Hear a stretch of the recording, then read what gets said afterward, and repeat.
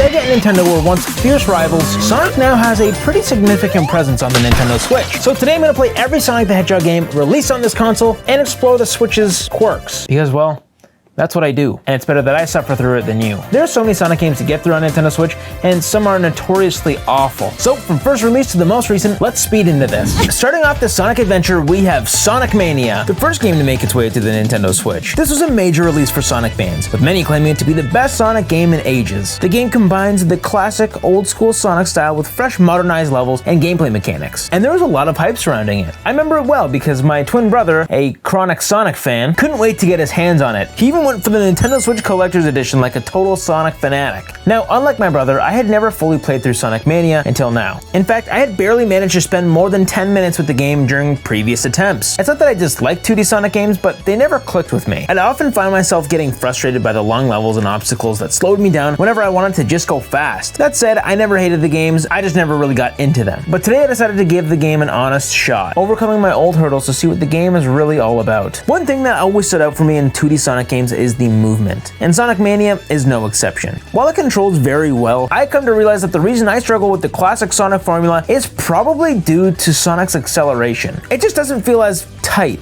as I would like. For a character whose whole appeal is speed, I found the build-up to be slower than I prefer and just feels off to me. I don't know. It's a small gripe, and it didn't completely ruin my experience, but it's something that has always nagged at me with these 2D Sonic games. Thankfully, Sonic Mania has implemented some movement updates, so that's nice to see. As for the levels themselves, Sonic Mania's level design is a mix of classic nostalgia and fresh ideas. It brings back familiar zones like Green Hill and Chemical Plant, revamped with new twists and surprises, while also introducing new zones. As I played through the levels, I found myself starting to understand the appeal that had been lost on me before. The updated animations are fantastic, the music is simply amazing, perfectly blending old school classic tunes we all love with some new but equally awesome tracks. But if I'm being honest, which of course I am, I still found parts of the gameplay just fine. My old frustrations resurfaced at times. Some levels felt overly long, and I'd still get a bit lost or slowed down by obstacles. However, there was a definite charm to the mix of familiarity and innovation that kept me engaged. Sonic Mania is packed with more content than Eggman's pants. These additional game modes help make it more than just a straightforward platformer, which is fun to play through, and there's also time trial mode, which lets you race through levels to beat your best times, a great feature for those who want to speedrun or just want to go fast. Sonic Mania also includes split-screen competition mode, allowing two players to race through levels head-to-head. And then there's the Encore DLC, which adds a remix mode of the stages and introduces two extra Sonic-verse characters, Mighty the Armadillo and Ray the Flying Squirrel, each with their own unique abilities. Mighty has a ground pound, and Ray can glide sort of like Knuckles. These add an extra layer of variety that I definitely appreciate. There's a lot here for fans to sink their quills into. And while I may still find certain aspects of the 2D Sonic formula just okay, rather than groundbreaking, I can fully understand why fans adore this game. It's clear that there was a lot of love put into Sonic Mania, a game made by fans for fans, and though a few small issues kept me from completely falling for the gameplay, there's no denying that Sonic Mania is a good choice on the Switch for anyone who loves Sonic or classic platformers. This is going in B tier. Next we have Sonic Forces. Now, of course, anytime you hear someone talk about this game, it usually isn't very positive. In fact, I've heard a ton of people say that this is by far the worst Sonic game of all time. Clearly they haven't played Sonic Boom. I remember when this game first launched and the Switch was fairly new. My brother actually bought it on launch day and he specifically told me that the game looked like trash and ran like Sonic didn't. Slow. He even eventually returned the game and exchanged it for the PS4 edition, which he bought and thought it was mediocre. Me personally, well, I haven't had the pleasure of playing this masterpiece yet, and honestly, I'm excited to find out what makes this game so flawed. And of course, on the Switch. The first opening section of the gameplay actually looks surprisingly good, much more optimized than I thought it would be. The animations are pretty clean, and this seems like a basic 3D Sonic game with some 2D platforming. But the first drawback I saw was that the story is a little forced. Thank you. Sonic pretty much gets locked away and the rest of the Sonic cast is like, good thing we have a new recruit. And that's the introduction of the game's gimmick. You can now play as your own Sonic Abomination. What is this? I made a bald teal rat with red eyes. Nightmare mode enabled. So I think this is the first huge red flag. If you play a Sonic game, you don't want to play as another non-established character. Like, I want to play as Sonic or someone I know, not this random character. But that may just be me. I know the Sonic fandom loves their original characters. Now, I will say, there are a lot of unlockable customizations for your character, but that only helps so much. Going back to the story. The writing is so corny, and everything seems so random at times, like when Tails is about to get clapped on, and then classic Sonic is just like, yo, I'm here, I don't even know why. And then things just kind of happen without much explanation. For example, the game explains that they've been looking for Sonic for 6 months, and then all of a sudden they randomly get a signal that could reach him. Like, what? I don't like being harsh on the story for games that are made for children to understand, but like, you gotta pick a lane here. Either lean into a good story or make a basic story that's easy to understand, because this story fails at both. But let's talk about the gameplay itself, as that's probably what's most important. I didn't find it nearly as bad as people have claimed it was in the past, but there were a lot of goofy decisions they made here. The controls and movement alone felt a little loose, especially with the 2D platforming. It almost made me think that there was some latency on it, but also the 3D sections of the game were a little more finicky and hard to understand, especially in the sections where you're not running full speed. It's hard to move around and see where you're going. And the spin dash and the custom character's hookshot were very sketchy as well. When you think it should work, it just wouldn't sometimes. And the enemies are also so annoying in this too. The hitboxes were odd and the combat felt inconsistent. Other than that though, the gameplay doesn't get much deeper. The 3D sprinting sections were pretty fun for the most part. It's always enjoyable blasting through a level, and the mechanics were fine, but there wasn't anything outstanding, I would say. And I think this is why the Sonic community didn't really like this game. At the time it released, Sonic fans were craving for a true to form Sonic game that we were all used to, but instead they got a subpar game that tried to cater to the mass market with a weak plot. Oh, and I say it tried because they added classic Sonic back. Like, why is he here? That was a Sonic Generations thing. Again, pick a lane. We also get full-on Shadow mode, called Shadow Episode. It's free DLC. It's not long, but it's a prologue to the story mode. Oh, and speaking of Shadow, just this month they added more DLC to this game for like $1, where you can now customize your character to look like Shadow. Kind of weird, but yeah. Now, of course, we need to look at the Switchness of this game. What makes it unique on this console? Well, actually not much. It's the same game any console got. The only big difference here is the low frame rate and some blurry textures. The overall resolution is crisp though, and for its art style, it works. Obviously, the frame rate is where most of the Switch hate comes from, as this game runs at 30 frames per second instead of the preferable 60 frames per second. And yeah, a high-speed Sonic game would be better in a higher frame rate, but for this game, I found the 30 frames per second was fine, mainly because it was consistent and I didn't see any frame drops. Even though this game has some pretty clear fundamental flaws, it's not the worst Sonic game in existence, and there is some joy you can find in it. So I'm putting this in C tier. Alright, next we have a Sonic game that makes no sense! Team Sonic Racing. You might be wondering why I'm saying it makes no sense. Well, it's Sonic. Why does he need to drive a car? Seriously, that's been my opinion since the beginning of the Sonic Racing series. I know that this is obviously a Mario Kart ripoff, and they probably make bank because of that, but still, I just find it odd. Wouldn't the car move slower than Sonic could run? I haven't played this version of the game before today,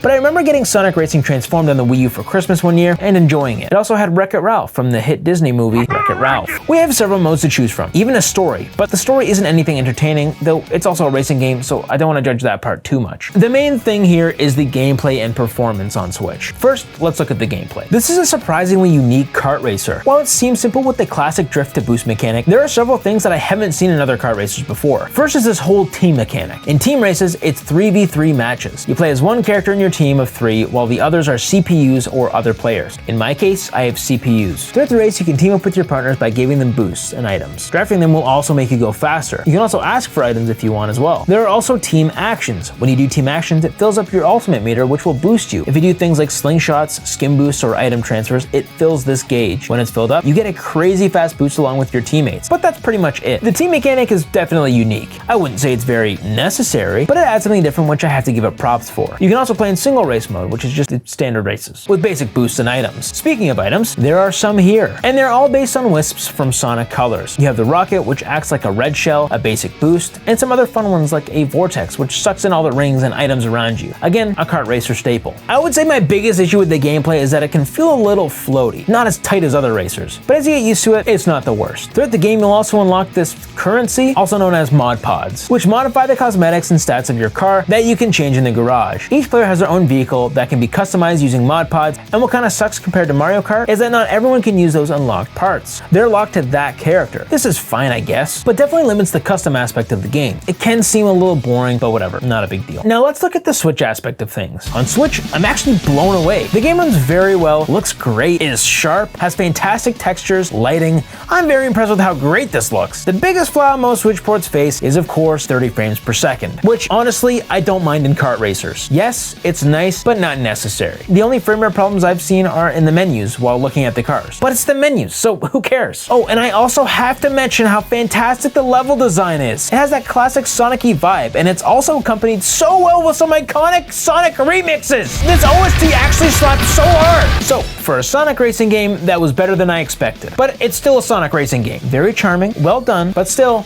B tier. Mario and Sonic at the Olympic Games Tokyo 2020. This is technically not a Sonic game, and some of you might consider this to be just as much as a Sonic game as Smash Bros. But really it's not. It has his name in the friggin' title, and like everything. So I feel like I should give this one a little more of a discussion. Now, I recently did a video about the devastating rise and fall of the series, which you can check out after this video, and as you might know, this isn't my favorite game. In comparison to other games in the series, it's nothing special, but in a standalone game, this is laughable. Pretty much this is just a whole lot of mini games. That's all. There are some cool things like a pretty in-depth story mode, a classic 8 and 16-bit selection of minigames of the characters with their old sprites, and of course a handful of dream events. While this is pretty fun the first time around, it gets boring quickly as all these minigames lack depth and replayability. It looks fantastic and it runs great on Switch, but in my experience this is one of the most cash-grabby games I've played in this video yet. Very few elements of the game are even very Mario and Sonic-y. The source material could have been featured much more. I really don't have much to say about this game, but if you want me to go in depth about it, you can check out my other video. Yeah, this is going in D tier for what it is. Sonic Colors Ultimate, the remake of a Wii game. That's right, this was originally a Wii game that launched in 2010. My brother absolutely loved the Wii version, and I remember watching him play it a lot. So I bought the remaster back when it launched because I wanted to turn, and I beat it. But today I'm gonna revisit it and see how it holds up on the Nintendo Switch. The core of Sonic Colors gameplay is pretty simple. In fact, it's very similar to what we see in Sonic Forces. You play as Sonic as he navigates various levels within Dr. Eggman's interstellar amusement park, using speed, platforming, and a variety of power-ups called Wisps, which at this point we should all be used to. But in this game, they're pretty much used to traverse stages. These wisps, such as the Laser Wisp, allow Sonic to shoot across multiple obstacles, or the Drill Wisp for tunneling through the ground. This is pretty much the replacement for your classic 2D Mario power-ups, and honestly, it's not my favorite. Some of them can be fun, but the other half are just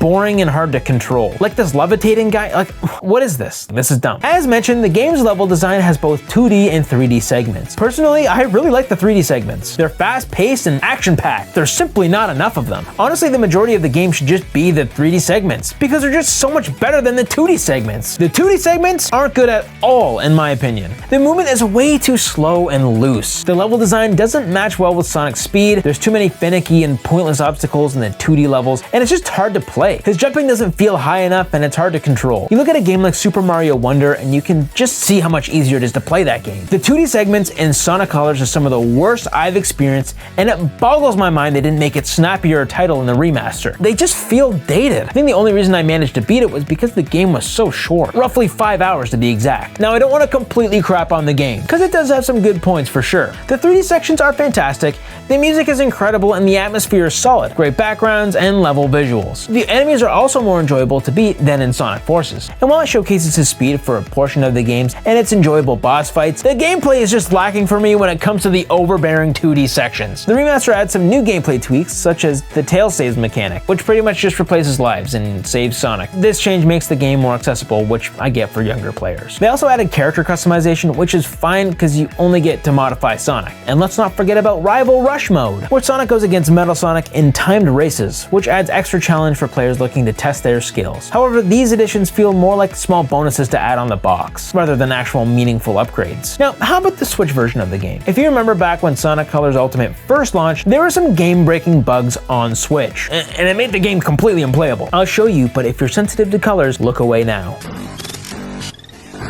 Alright, you can look back now. This was primarily on the Switch version, but bugs were present on all versions. They've since been patched out and aren't an issue anymore, but it was crazy how rushed this game must have been at launch. The performance on Switch still isn't fantastic. The graphics overall are updated from the Wii, the lighting is better, the textures are reworked. This is definitely an upgrade, but compared to the PlayStation version, this game still doesn't run at 60 frames per second, which usually doesn't bother me as long as the 30 frames per second is consistent. But sometimes it can chug a bit, and in a fast-paced platformer like this, it would have been a way better experience if it was at least locked at 30 frames per second. This could also be why it felt like some sections weren't tight or the controls felt delayed. Regardless, it's a remaster. So if you can play this game on another more powerful console, then I would recommend that for sure. Oh, also the load times on Switch are even worse than the classic Wii. Somehow, over double. And you can definitely feel how short the levels really are when the load times are this noticeable. Overall, the Sonic Colors experience was acceptable on Switch. And while there's a lot of great ideas and environments in this game, the overall 2D platforming and performance on Switch left this lacking. C tier. Next is Sonic Origins, and plus if it's physical. This game had a bit of controversy around it, mainly because they removed some song that was in it that had to do with Michael Jackson. I remember that being a discussion. If you have an opinion on that, let me know in the comments. As for me,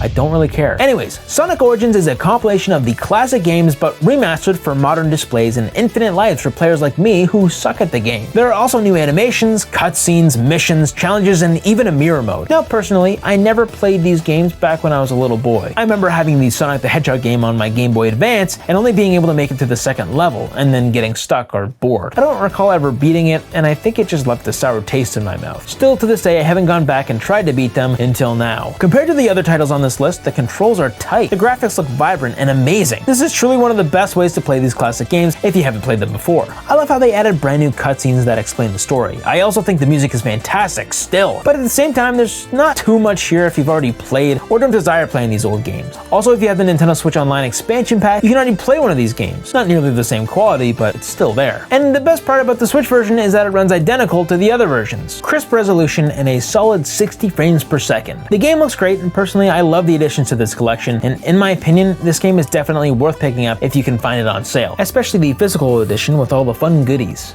B tier. Sonic Frontiers, which in my opinion has the best box art out of all these Switch games, except for maybe Sonic Shadow Generations, but that doesn't matter. That's not what we're talking about. Oh, and do you want some epic Sonic stuff? Well, you should head over to today's sponsor, MechaJapan.com. MechaJapan is your go-to online store for authentic Japanese products from all your favorite franchises like Pokemon, Sonic, and much more. With over 30,000 high-quality items, worldwide shipping, and prices you literally can't beat, you'll definitely be able to find something for you or a loved one. Seriously, last year for Christmas, I bought my brother this Bulbasaur plush from MechaJapan because no other place had it in stock, and not only did it come quick before Christmas, but it was the cheapest price I could find anywhere. So if you want $10 off your purchase and you want to support me and the channel, even if you don't plan on buying anything, please go check it out in the first link in the description. Now, back to the video. This game is what Sonic fans have wanted for a long time. An open world game where Sonic can blast over to a place on the map as fast as possible with so much freedom. And it's not bound to a pre-made 3D or 2D level. And on paper, this sounds amazing. But the biggest problem for me was the fact that I was playing on Switch. And I remember back when I bought it on launch day, I was so excited. Playing this game after all the other games on my list, especially Forces and Colors, I'm so surprised. Seeing how much better this game is absolutely unreal. First of all, the movement in general is leagues above previous games. The jumping feels tight, the running feels fast, the combat feels like there's heavy impact with every punch and kick. This is just so much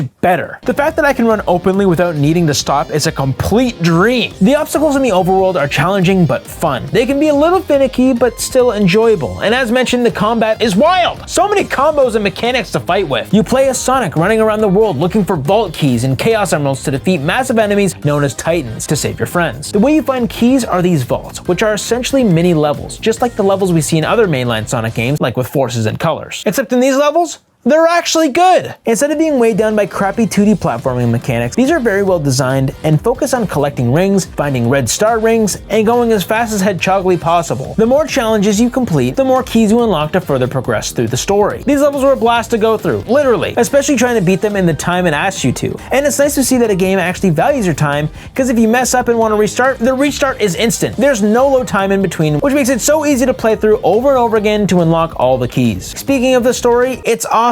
It's actually deep and meaningful. You have this relationship between this little girl Sage and Dr. Eggman, as well as the bond with Sonic and his friends. Oh, and I have to mention that with the latest update, they've made each of these characters playable too, a year after launch. But you have to make it to the final island before you can even play as them. Now, some gameplay elements weren't as fun. There's a wide variety of things to do in the open world map, like timed courses, puzzles, and so on. But I found that some puzzles were way too difficult. Like, I don't even know how anyone would have figured this out without a tutorial. I looked this puzzle specifically up on YouTube, and it had over 500,000 views. Tutorials shouldn't have that many views. And even the comments were raging about how unnecessarily difficult this puzzle was. They weren't all like this, but some of them had some weird difficulty spikes. Some could be super easy or stupidly hard, but it's not all a glowing review. The graphics on Switch are bad. Very, very bad. The resolution is incredibly low, and this makes everything, including the textures, completely flat and boring. There's also a huge lack of assets, and terrible pop-in. For example, some trees and most grass doesn't even exist until you're standing right in front of it. In fact, there have been some times where something popped in directly in front of me, and it stopped any momentum I've made. And the pop-in is extremely jarring. There's no fade-in or anything, just boom. All that with the low resolution adds up to a pretty difficult time. And once again, the frame rate, it's bad. While it tries to hit 30 frames per second, which is already low, it can struggle quite a bit and find itself constantly chugging. This can make it even more difficult with the insane boss fights too. Also, there's quite a few bugs as mentioned previously, but these don't seem like Switch problems, more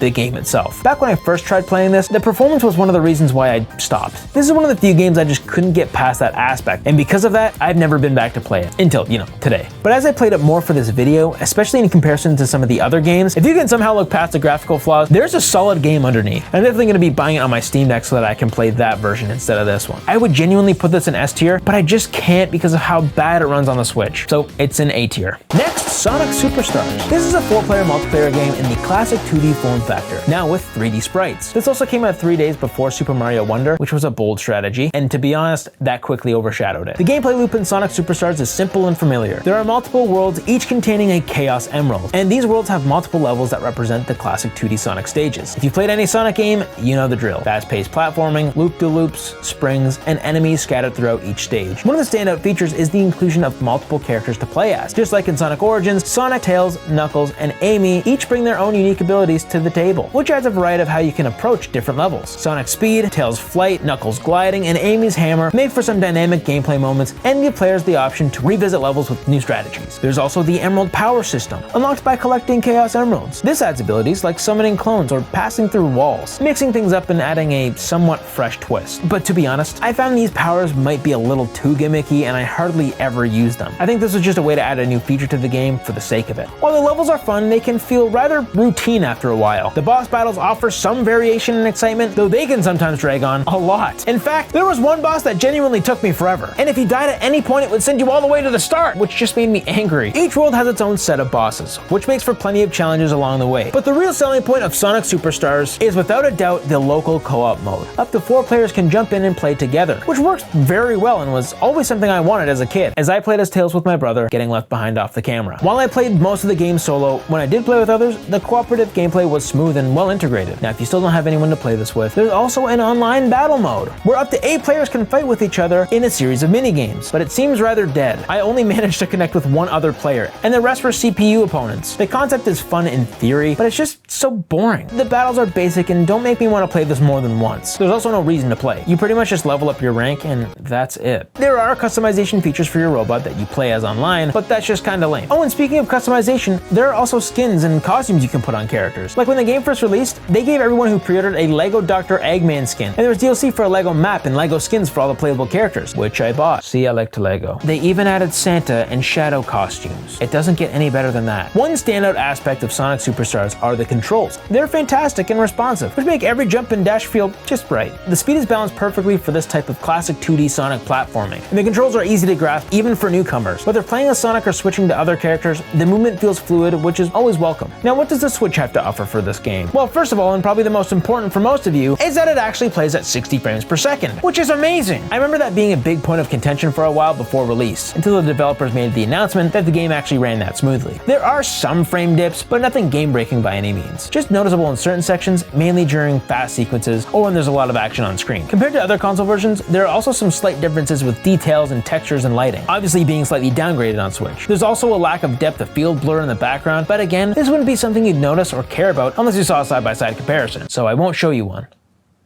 Just kidding, I will. Here it is. And like the other 2D games on this list, this game is great for handheld mode. It looks beautiful, and if I didn't have to record footage for this video, that's how I would have played it. In fact, I remember playing this in line at the midnight launch of Super Mario Wonder. Sonic Superstars on Nintendo Switch offers plenty for fans of both old school and modern Sonic titles. The game captures the spirit of classic Sonic with a few modern twists to keep things interesting. The local co-op is a major highlight, and playing through levels with friends adds a new level of fun. It's pretty good. I'm putting it in A tier, right underneath Frontiers, because Frontiers is still better. And that brings us to Sonic X Shadow Generations, or Cross, or Times, or whatever the X is. These are the two newest games, because yes, there's two games and not just the one. When I was younger, I watched my brother play through the entirety of Sonic Generations, and I remember myself getting hooked and I wasn't even the one playing. And to be honest, I've always wanted to revisit this game and play it myself. I even bought it on Steam before this remaster was revealed, but never got around to playing it. And I'm so excited that not only did they remaster the original game, but they added a brand new mode. Oh my gosh, it's Shadow! That's right, it's Shadow time. If you've been a fan of the channel, you'll know I love the black and red Hedgehog. He's always been a favorite of mine, and I'll play him any chance I get, especially in Minecraft. And they didn't just do the same thing in Sonic Forces where they just added a 15 to 30 minute level. No, this is practically an entire game that's just as long as the original Sonic Generations. Oh, and by the way, on launch day, it's not even full price. Let's look at the Sonic Generations portion of the game first, then I'll move to Shadow Generations, since it's all new and might be a little different on the Switch. Holy smokes, this game looks fantastic.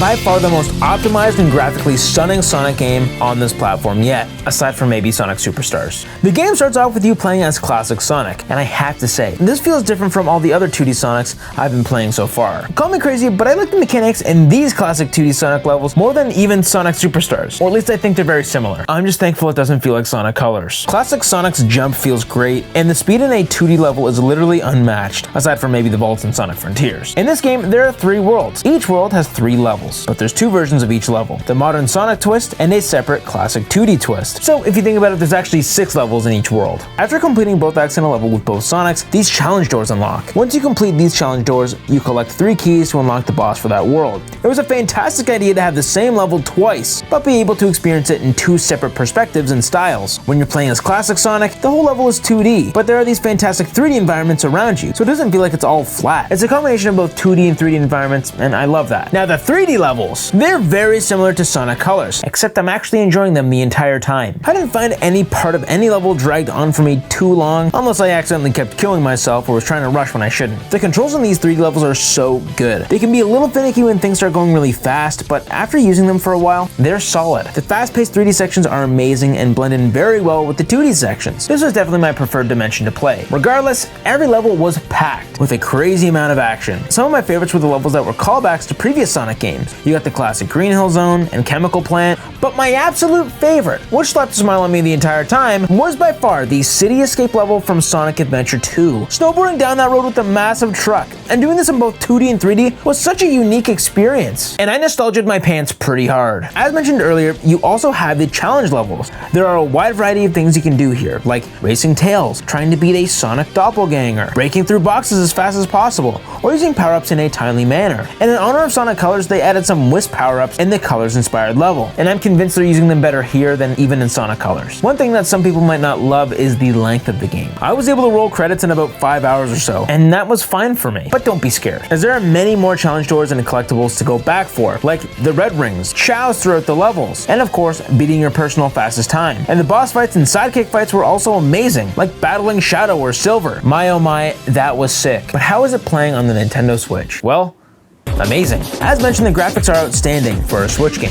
Most of the game is using the same upscaled graphics from the originals back on the PS3 and Xbox 360, and that's fine with me. In fact, the Switch has pretty similar power to both of those consoles, if not a bit more. The game easily runs at a crisp 1080p the entire time, and it has amazing foliage and effects. From looking at side-by-side comparisons on the 360, Switch, and PS5, it looks very similar on all consoles, the main difference being the resolution. As the 360 played the game at 720p, the Switch at 1080p, and the current gen consoles are at 4K, but as we've come to expect, the Switch version only runs at 30 frames per second. And to be honest, that kinda sucks, but mainly because it's a remaster and you'd want to play this game at the full possible quality you can. And I would have expected like a performance or a graphics mode. That would have been nice to see. But gameplay wise, it's completely fine. Remember how I said I didn't care about the frame rate as long as it was consistent? Well, I still agree with myself. And thankfully, in this game, it's consistent and very rarely dips. The only time that does happen is when there's a lot going on, but it never got bad enough that I would consider it a flaw. Also, the motion blur in this game covers up the jarring nature of a fast-paced game like this. Another thing I have to give this props for is the impressively supersonic-style load times between the levels. Seriously, these are not long at all and probably the best load times in a Sonic game yet on Switch. The only thing that feels dated about this game are the cutscenes, as they were animated back in 2011, but they're still impressive for the time. And more than acceptable. And they did update them a little bit for this remaster. And now the mode that everyone has been waiting for, Shadow Generations. When we first start off the game, it gives us the fascinating,